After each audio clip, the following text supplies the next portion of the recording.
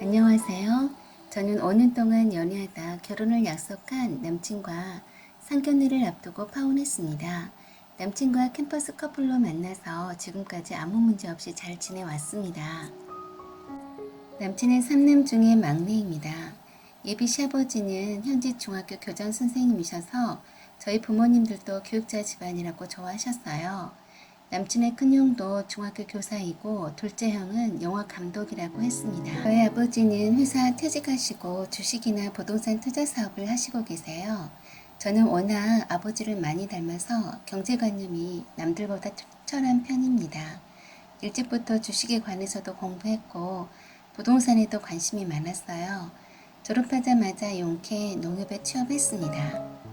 농협에 취업하고 투자 미천인 종잣돈을 열심히 모았습니다. 3년 동안 꽤 많은 돈을 모아서 아버지가 추천하는 한강변의 아파트를 운 좋게 경매로 살 수 있었습니다. 아버지가 부족한 돈은 결혼자금 몫으로 대신 대주셨고요. 대출받은 원금과 이자도 아버지가 입금해 주시고 있습니다. 제 명의로 된 아파트가 한강변에 위치한 전망 좋은 곳이라서 전세도 좋은 가격에 잘 나갔고요. 위치가 워낙 좋은 곳이라 주변 시세는 계속 오름세여서 사기를 참 잘했다는 생각이 들었습니다. 남친은 취업한 지 1년도 안 되었습니다. 그것도 조그만 중소기업 공장에서 사무직으로 취업했어요. 그래서 모아놓은 돈은 별로 없어요. 취업이 잘 안 되어서 제가 눈을 낮춰서 중소기업 쪽으로 지원해보라고 해서 취업하게 된 거였네요. 남친과 저는 오픈만 되어서 서로 모든 것을 공유한다는 주의였습니다. 제가 은행에 다니고 있으니 남친 첫 월급 타자마자 농협에 적금 개설 텄고요. 월급이 얼마인지도 다 합니다. 남친에게 체크카드 하나, 신용카드 한 개만 만들어 쓰게 했고요. 남친 월급의 90% 이상을 은행에 묶어두었습니다. 목돈을 모으기 전까지 차도 사지도 못하게 했습니다.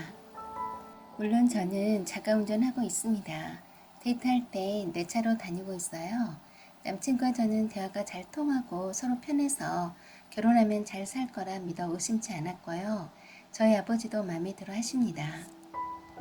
그런데 제가 남친 입단속을 시키지 않았네요.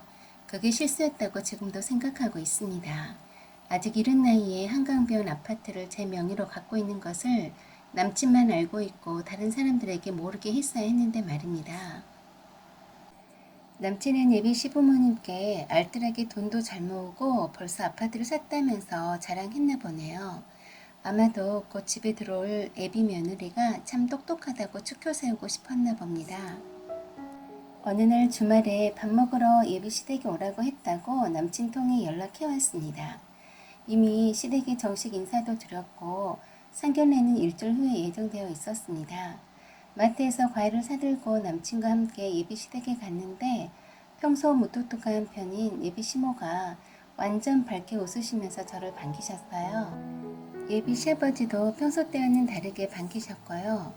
다른 식구들은 보이지 않고 저와 남친과 예비 시부모님만 식사를 하는 자리였더라고요. 그런데 무슨 잔치상을 차린 듯이 교자상에 비싼 한우 불고기가 그리고 명절 음식 나온 것처럼 제가 좋아하는 나물 반찬에 한 상 차림 차리셨더라고요. 남친은 깜짝 놀라며 엄마 웬일이야? 엄마 며느리 먹이려고 이렇게 차린 거야? 하니까 아 그럼 소윤이 온다고 하니까 차리지 우리 며느리 먹이려고 차렸지 하셨어요. 예비 시아버지도 자리에 얼른 앉자며 먼저 따뜻할 때 고기 먼저 많이 먹으라고 불고기 떠주시면서 너무 신경 써주시니까 사실 좀 어리둥절했지만 저는 속마음으로 원래 성품이 따뜻한 분이셨구나 하고 생각했어요. 예비 시어머니도 우리 며느리 많이 먹어라 하시면서 반찬을 제 앞으로 밀어주셨어요. 식사가 끝난 후에도 설거지를 돕겠다고 하니 굳이 마다하고 혼자 정리하고 남친을 불러서 설거지 시키셨습니다.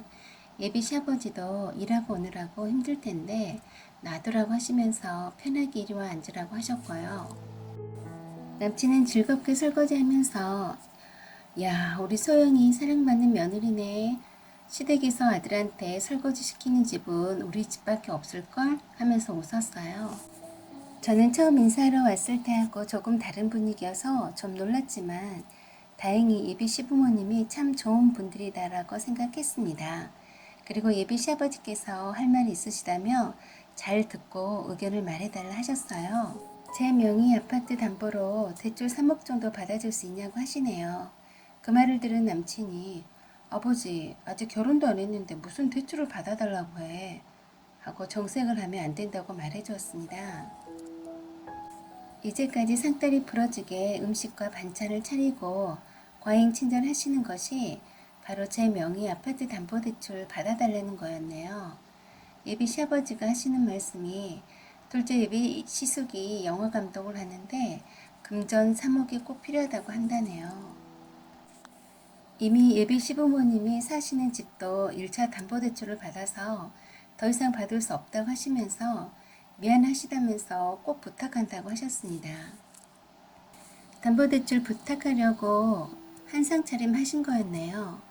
저는 뭐라 대답하기도 난처해서 순간 당황했습니다. 맛있게 밥도 얻어먹고 하기 애매한 분위기 속에서 해드린다는 말은 할 수 없고 딱 잘라서 해드릴 수 없다고 말하고 싶은데 어떻게 서로 분위기 쎄하지 않게 할지 몰라서 남친만 쳐다보고 웃었습니다. 남친도 엄청 당황스러워한 눈치였습니다. 연이어서 예비 시아버지가 이제 너도 우리 집 식구다. 식구가 어려울 때 서로 도와야 그래야 그게 사람이다. 같은 식구들끼리 돕지 않으면 누가 돕겠니? 하고 저보고 말씀하시더군요. 그러자 내가 여기 식구가 될지 안 될지 모르고 아직 결혼도 안 했는데요? 하고 말해주고 싶었는데 참았습니다. 예비 시모도 옆에서 우리 집 며느리인데 그 정도는 해주리라 믿는다. 고 못 박으시네요. 제가 어쩔 줄 몰라 하고 아무 말이 없자 예비 시아버지가 형제간의 우애를 다지는 것은 가장 큰 덕목으로 한다면서 한 식구이면 서로 돕고 살아야 한다고 일장 연설을 한참 하셨습니다. 확답을 받고 싶은지 다그치시길래 솔직히 말씀드렸습니다. 갑자기 말씀을 주셔서 당황스럽긴 하나 제 아파트도 은행대출 끼워서 산 거고 추가 대출 가능하다 해도 저희 부모님이 사주신 거나 마찬가지인데 제가 감히 내 명의라도 건드릴 순 없다라고 했습니다. 그러자 대번에 예비 시모가 정색을 하며 아니 네 명의로 된 걸 네가 알아서 하는데 무슨 소리 하는 거니? 돈 달라는 것도 아니고 다 갚을 텐데 같은 식구끼리 그래 야박하게 굴지 마라 하고 아까 태도와 다르게 싸늘하게 말씀하셨어요. 남친이 예비 시부모님에게 식구라고 해서 형한테 들어간 돈이 얼만데 또 그 밑빠진 독에 물 부으라고 해요. 했습니다. 그러니까 갑자기 예비 시부모님 두 분이 언성을 높이면서 남친 보고 호로자식이다라고 소리 지르셨습니다. 남친은 아직 결혼도 안 한 사람한테 담보대출 해달라고 하는 게 말이 되냐고 했고 예비 시모와 시부는 그런 남친을 보고 미친 새끼다며 어디 부모를 가르치려 드느냐고 저를 앞에 두고 싸웠습니다.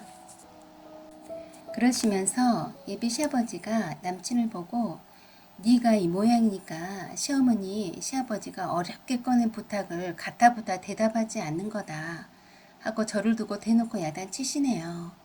좀 전에 그리 살갑게 대해주시던 예비 시부모님의 모습은 온데간데 없이 이미 사라졌더라고요. 그래서 제가 대답해드릴게요. 더 이상 싸우지 마세요. 했더니 부탁을 들어준다는 말로 알아들었는지 밝게 저를 쳐다보시더군요. 저는 예비 시모와 예비 시부에게 한 분 한 분 똑바로 쳐다보며 말했습니다. 정성껏 차려주신 저녁밥 정말 맛있게 잘 먹었습니다. 기회를 주신다면 제가 보답으로 맛있는 식사 대접해드릴게요.